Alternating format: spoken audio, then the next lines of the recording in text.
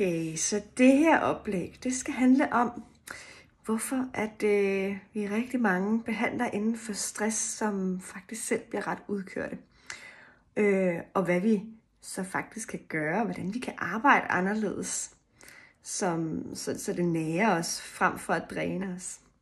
Så det er det, jeg vil i det her oplæg få lidt ud, fordi det jeg ser, både det jeg har erfaret og set på mig selv og hos andre, det er, at der er en gennemtrængende årsag til, at vi som behandlere, coaches, terapeuter sådan brænder ud i alt det her. Ikke? Og det er, at vi mere eller mindre bevidst, ubevidst, havner i en rolle af at skulle fikse det andet menneske. Det menneske, vi sidder og hjælper, vores klienter, patienter, hvad det nu end er, vi nu kalder dem, vi hjælper. Altså en fælles betegnelse. Nå. Men det er, at vi havner i sådan en opfattelse af, at vi skal fikse det andet menneske. Og det kan der jo være rigtig mange årsager til. Og jeg kan prøve at give dig et eksempel fra min egen tid, som behandler tilbage i tiden, hvor jeg behandlede dobbeltdiagnose, jamen så var der altså en eller anden usagt prestige i at få patienterne på rette fod, eller hvad skal vi sige, på den anden side af misbrug, eller den her psykiatriske diagnose, de har noget fået. Altså komme sig over det.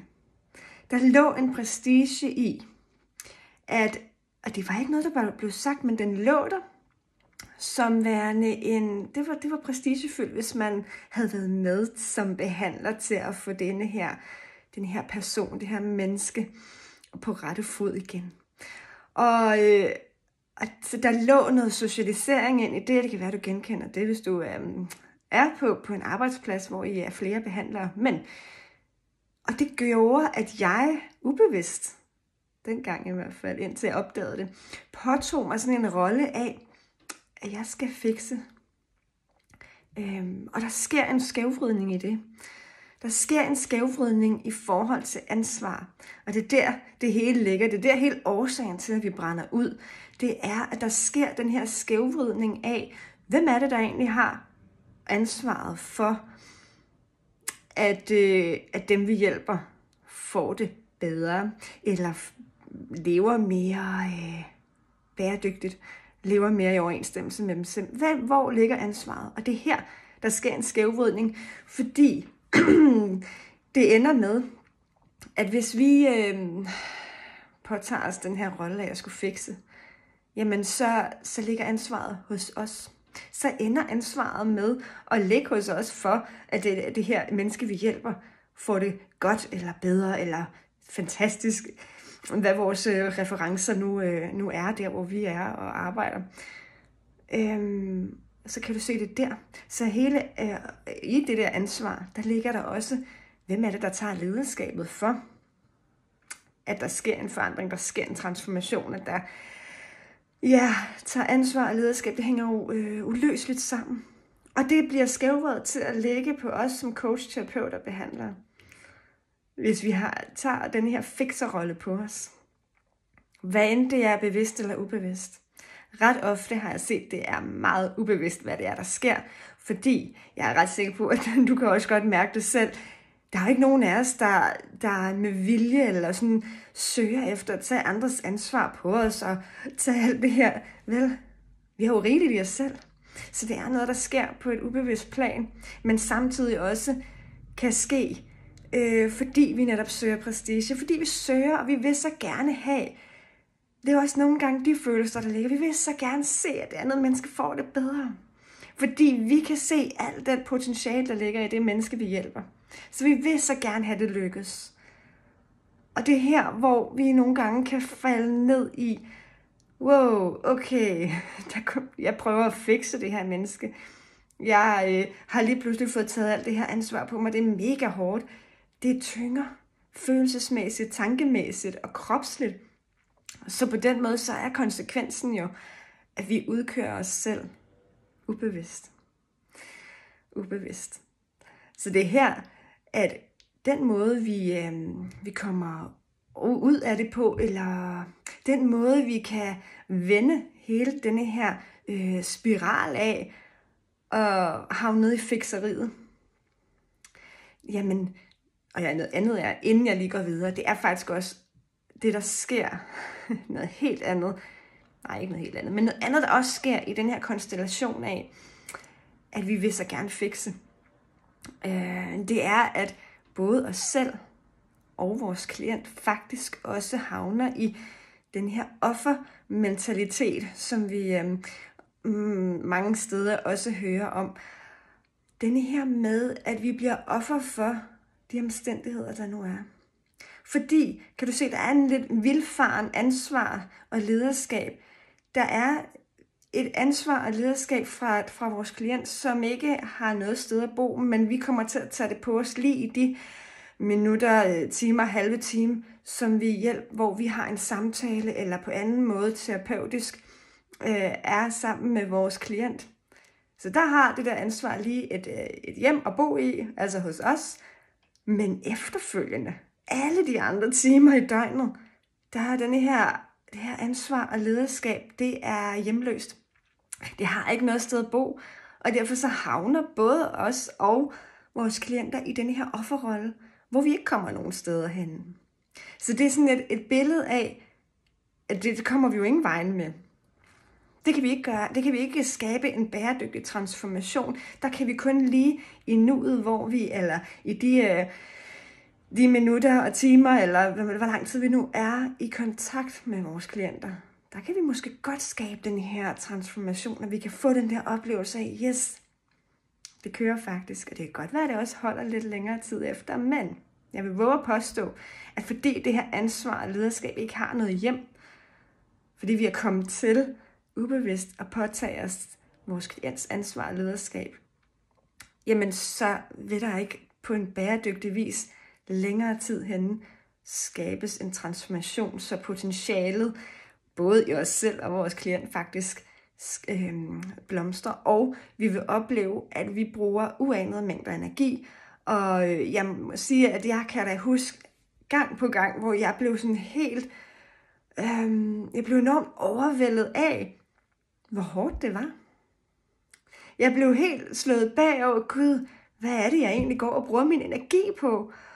Og det tog mig flere år faktisk at blive, fordi jeg var så meget sylet ind i det her prestigefyldte socialisering af, og altså hvordan er det, vi skaber resultater her i det felt, jeg arbejdede i.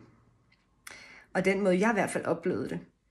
Nu kan jeg jo kun sige det ud fra min egen, ikke? Men det var da først, da jeg, det var først, da jeg fik øjnene op for at blive, gud, når det er derfor, jeg bliver så drænet og så udkørt, og faktisk også blev sygemeldt med stress fra mit arbejde. Så det er det, der kan ske, og som jeg ser, sker ubevidst. Og derfor er det så vigtigt, at vi begynder at vende det, fordi det er det. Nu skal vi videre til, hvordan kan vi arbejde mere nærende for os selv, så vi ikke bliver udkørte selv som stressbehandlere på den ene eller den anden måde. Jamen det er faktisk, at vi skal vende det hele på hovedet. Så hvis vi tager først og fremmest det her ansvar og lederskab, så skal vi jo vende det 180 grader, eller hvad hedder det? Ja, vende det hele på hovedet. Ansvaret tilbage til klienten, og lederskabet dermed også. Have vores eget ansvar og lederskab. Adskille det. Ikke? Så vi vender først og fremmest den her bøtte. Det er simpelthen allerede der, ikke?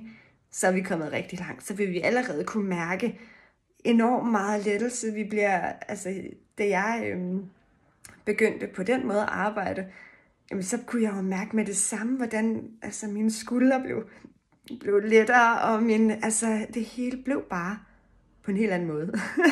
Jeg kunne mærke det allerede der. Så det er det første step. Det er det første, vi skal. Det er at vende den.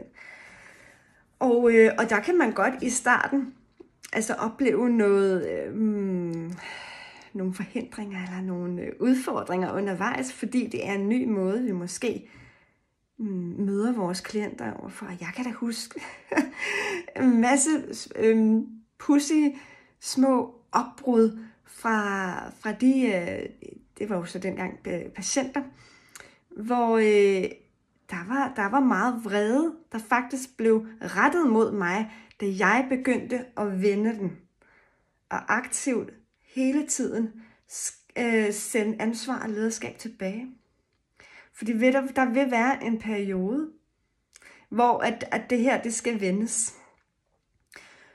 Men jeg vidste, og jeg kunne mærke sandheden i det, og derfor så var den her vrede eller irritation, der blev rettet mod mig, det var noget, ja, jeg kunne godt mærke det, da det skete.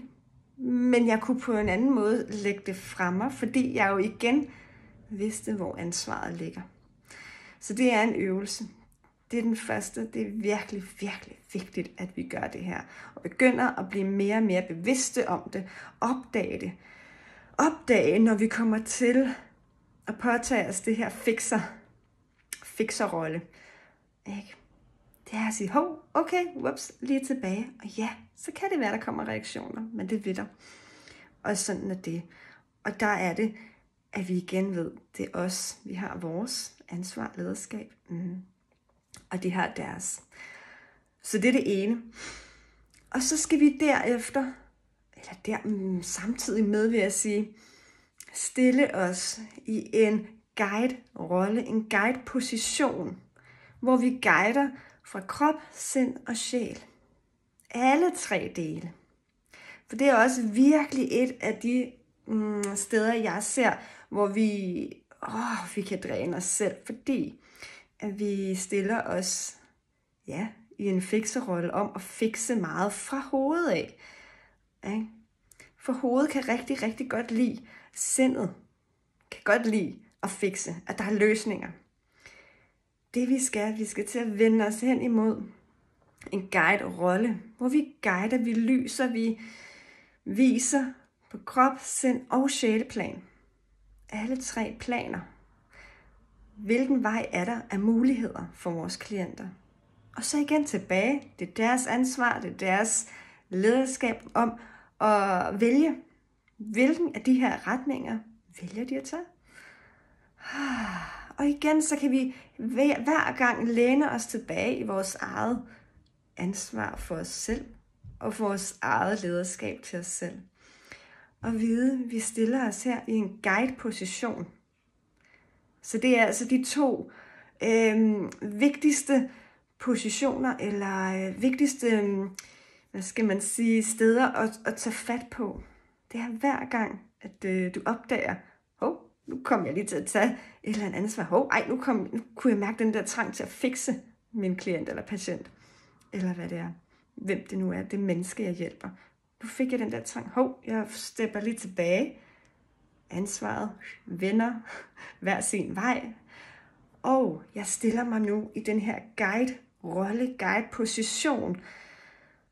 Det er her, det hele sker. Det er her, at vi virkelig begynder at mærke, wow, jeg har al den både kærlighed og energi til at guide. Fordi vi har os selv, og vi nærer os selv, når vi stiller os i den guide-position og vender ansvaret hver sin retning til de respektive, der har sit eget ansvar, eget lederskab. Så det er det, jeg vil give dig med her i dag, og give dig en refleksion på, hvad vil det egentlig, hvis du virkelig mærker efter, hvilke forskel vil det skabe i dit liv, hvis du trådte endnu mere ind i den her guide-position, hvis du trådte endnu mere fuldt ud ind i den, i dit arbejde med at hjælpe andre mennesker igennem stress og stresstilstanden. Hvad vil det betyde for dit liv? Og hvor kan du se, hvilke livsområder vil der ske nogle helt afgørende forandringer, som har stor betydning for dig? For det er dig, der er guiden. Så det vil jeg give dig med i dag. Og rigtig, rigtig god fornøjelse med refleksionen.